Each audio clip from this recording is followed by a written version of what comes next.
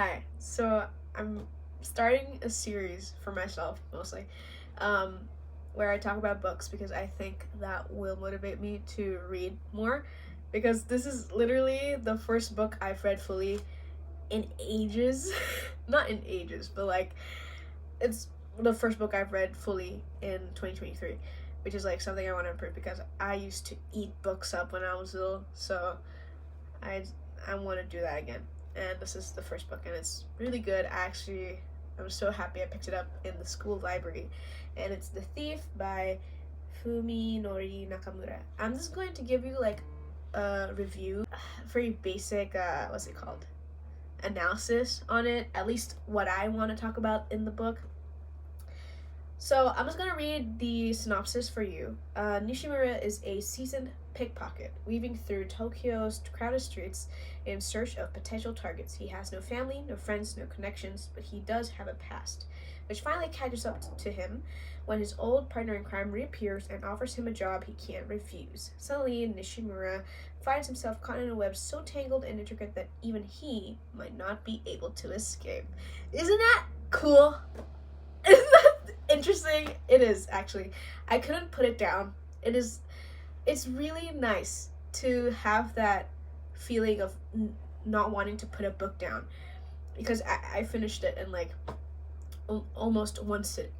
It's so well written, and obviously it's a translation from the original where in Japanese. So, which is a great topic of discourse, by the way. Like, translations are new works in itself, right? So obviously I'm gonna be talking about the English version, not the Japanese version. Maybe my analysis would be different if I could read in Japanese fluently, but unfortunately I can't. Yeah, I'm working on it, guys. Um, yeah, so I would say three, four main characters. So first is Nishimura, obviously, is a pickpocket. He is really seasoned. He's really good at his job. And Kizaki, a crime boss that he got entangled with. That eventually, sorry, spoilers. That kills him at the end. It's an ambiguous story. Sorry, my residents are loud. It's an ambiguous ending, but I would like to think that he died because I think that just makes it even more poetic, and what's it called? It gives his struggles a little more meaning, a little more oomph.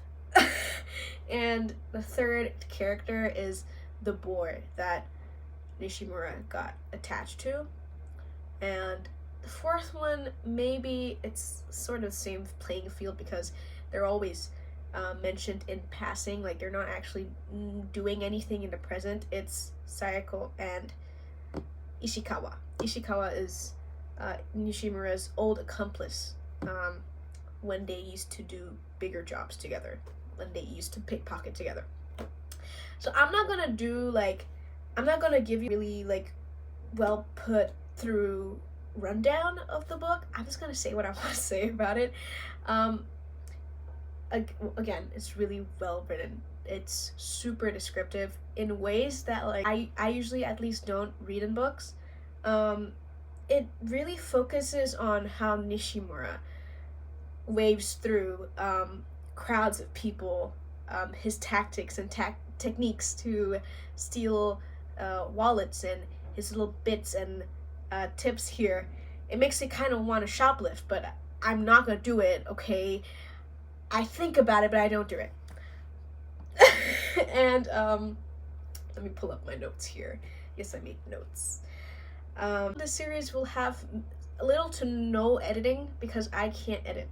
So, sorry guys. I just, this is just like a passion project. So, yeah. So, about this book, it talks a lot about fate, and it has a lot of symbolism. It has a lot of motives that the writer uses.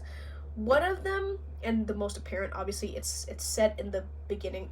And also, can we talk about how good the beginning is? Okay, let me read you an excerpt, right? The point of contact, which is intrinsically morally wrong seem to be rejecting me. And in the distance, there was always the tower, just a silhouette floating in the mist like some ancient daydream. But I don't make mistakes like that these days. And naturally, I don't see the tower either. Like, it's so good. It just sucks you into Nishimura's world. And it's, I can't. Anyways, yeah. So this tower that he talks about, he's been seeing that tower since he was a kid. And he wants it to say something to him. Sometimes it did talk to him when he was a kid. But when after he grows up, after he starts giving into the thoughts of stealing, he starts realizing that it's not like talking to him, and he just decides to run away from it by stealing more of people's things, more people's wallets, blah blah blah. And you can make convincing arguments of what the tower represents, especially because he sees it when he's close to death. You could argue that it stands for death, or morals, or the world that will carry on without him. And there was an excerpt where Sayako actually lays it down for us. She said she also has been having this dream of a tower. This was when she was still alive. She wasn't dead yet. And she was not making love. They were not making love. She has still had relations with Nishimura. And she said, the tall, shiny tower is a long way off, but I die happily under its ruins. Of course, it's high and beautiful, and I can't help longing for it, but that's because it represents my greatest desire. So you can make a convincing argument that is actually the tower is supposed to represent Nishimura's greatest desire and his inability to fulfill it. But I think it would be a much more interesting theme if the tower represents fate, and I think it would be a very strong argument, because Nishimura is running away from his fate, and he's trying to deny it, trying to not believe that this life is what he's cut out to be, right? So yeah, and I think that transitions well to what Kisaki is talking about in this book. Oh my god, guys, Kisaki is such a great complex character. I'm really excited to talk about him because he's silly. he's just a silly little crime boss, killing people left and right, puppeteering everything, basically playing God, right? And his philosophy is what's the most interesting about him. He says in page 144, when you see a woman writing in agony, laughter is unimaginative. When you see a woman writing in agony, pity her, feel sorry for her, imagine her pain, imagine the parents who raised her even, weep tears of sympathy while torturing her even more. The moment is just exquisite. Taste everything in the whole world. Even if you should fail these tasks, taste the emotion that comes with failure. And then there's also a quote that I really like. If you want to be steeped in evil, you mustn't forget good. So, and he's also super fixated with fate, right? And he's so super into the idea that he can control people's fate, or it's people's fate to be controlled by him. And Nishimura is like, what's it called? Directly narrated to not care about this ideology, but I think is unconscious to about the little comments he makes here and there that actually shows that how much he subscribes to the idea of fate. An example is the boy that he got attached to, the boy he sort of like took under his wing.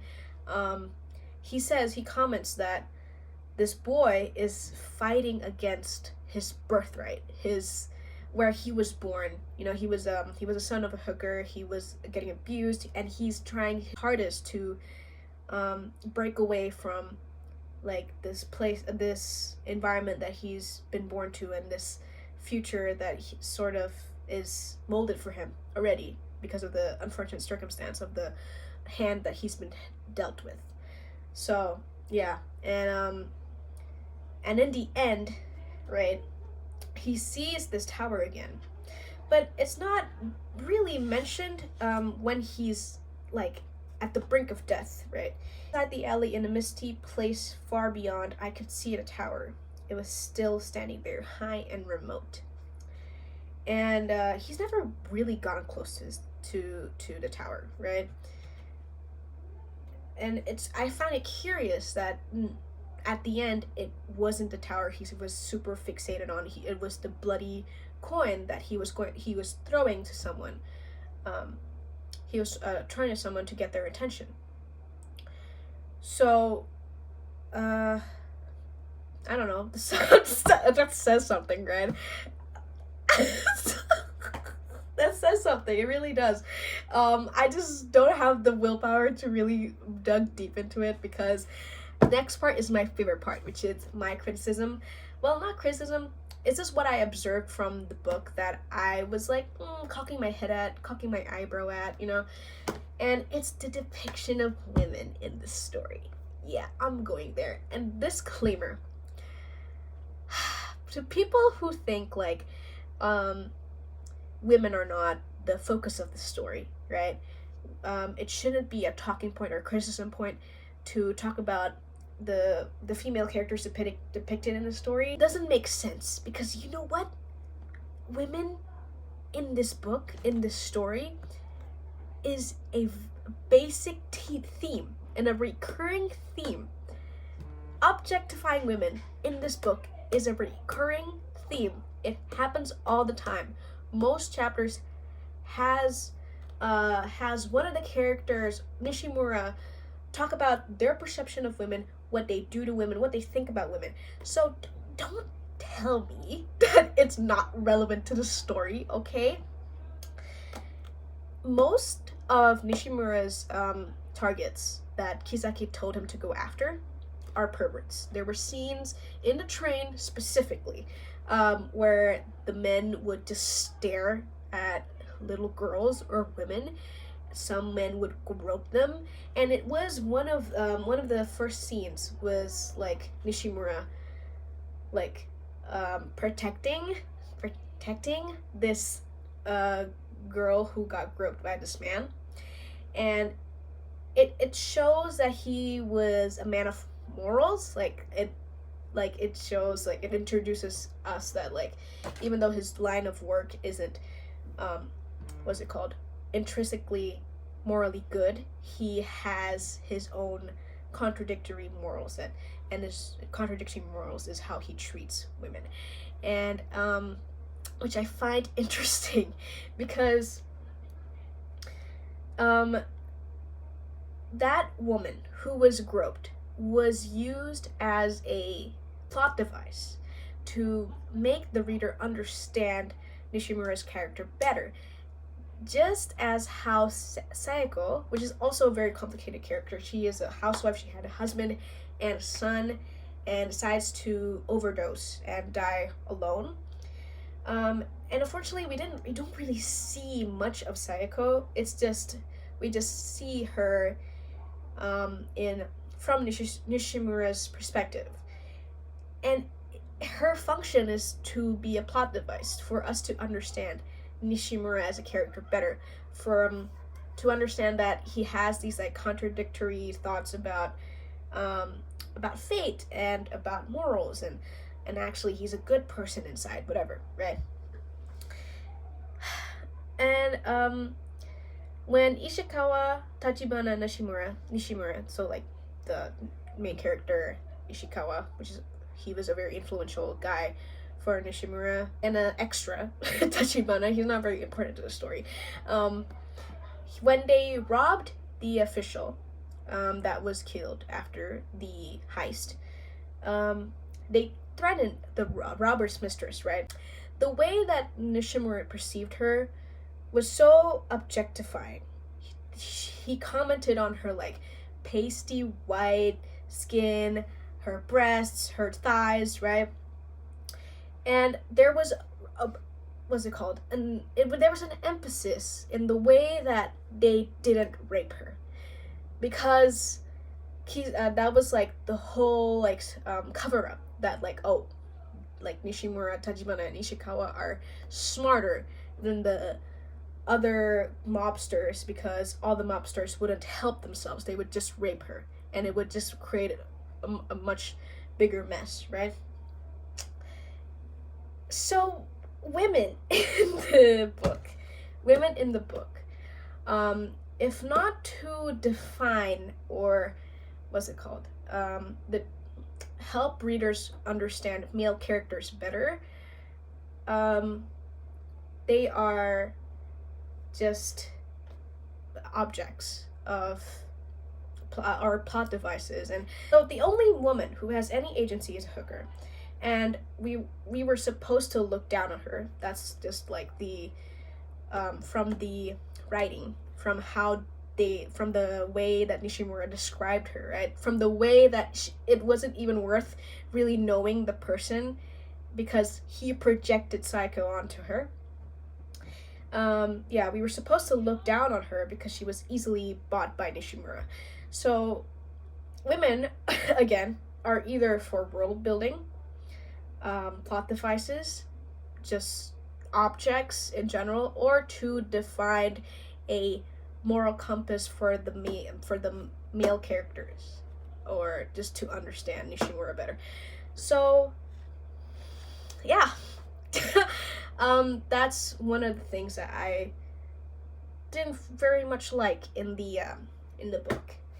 But other than that, it was amazing. I really liked it. It was really nice. Not being able to put down a book for once. So yeah, I think that's all I have to say about it. If you have read it, please discuss more of what you think the tower is supposed to represent, or what you think about the representation of women in this book, or obviously there's going to be like a Marxist reading about this, right? Obviously it's fucking social commentary, but yeah, tell me your thoughts, and happy reading if you haven't read it. Bye bye.